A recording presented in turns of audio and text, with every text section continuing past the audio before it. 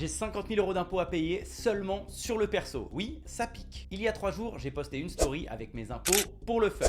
On n'a pas tous le même humour. En tout cas, on n'est pas là pour débattre est-ce qu'on paie trop d'impôts en France ou non, on en paie trop. Mais plutôt parce que vous avez été nombreux à me poser des questions sur la fiscalité du poker suite à cette story. Est-ce qu'on doit déclarer ses gains en France? Y a-t-il un seuil minimum pour déclarer? Et plein d'autres questions dans le même style. Évidemment, je ne suis pas avocat fiscaliste. Pour ceux qui ne me connaissent pas, je suis joueur de poker professionnel depuis une dizaine d'années et ces réponses viennent de mon expérience et ce n'est en aucun cas un conseil juridique. Si vous êtes en stress ou pire, si vous faites partie de la catégorie profil à haut risque, je vous expliquerai les critères en fin de vidéo, eh bien contactez-en un d'avocat fiscaliste. Question numéro 1, doit-on déclarer nos gains au poker en France en 2026? Eh bien oui, d'après l'article 92 du Code général des impôts, cela veut dire que si vous jouez régulièrement et que vous en tirez des revenus réguliers, eh bien il faut passer à la caisse. Question numéro 2, y a-t-il un seuil pour déclarer ses gains au poker? Non, et c'est là le premier souci. Nous entrons dans une zone grise car il n'existe pas de seuil prédéfini. D'expérience, je ne connais pas de joueur ayant reçu un contrôle pour moins de 20 000 € de gains par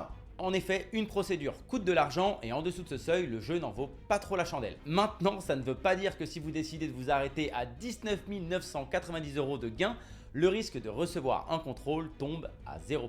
Question numéro 3, comment déclarer mes gains? Alors ici, il existe plusieurs méthodes. La première, la plus simple, le joueur de poker professionnel doit déclarer ses gains en bénéfices non commerciaux. La seconde, plus carrée, sera de créer une entreprise sous le statut juridique EURL pour déclarer vos gains. Enfin, la dernière, moins carrée, et attention, elle peut amener à quelques problèmes dans le futur, il s'agit de l'auto-entreprise. En effet, en tant qu'auto-entrepreneur, nous sommes censés déclarer notre chiffre d'affaires. Or, le chiffre d'affaires d'un joueur de poker est énorme et pas du tout en corrélation avec les gains du joueur. Donc, si vous déclarez seulement votre balance entre vos retraits et vos dépôts, eh bien ce n'est pas parfaitement nickel. Question numéro 4, que risque-t-on en cas de contrôle? Eh bien cela va dépendre de votre profil. Si vous avez un job qui vous rapporte plus que le poker, j'ai envie de dire pas grand chose. Il sera assez facile de montrer que cela est un hobby et non une activité professionnelle. Si vous avez un job mais que le poker vous rapporte beaucoup plus à l'année,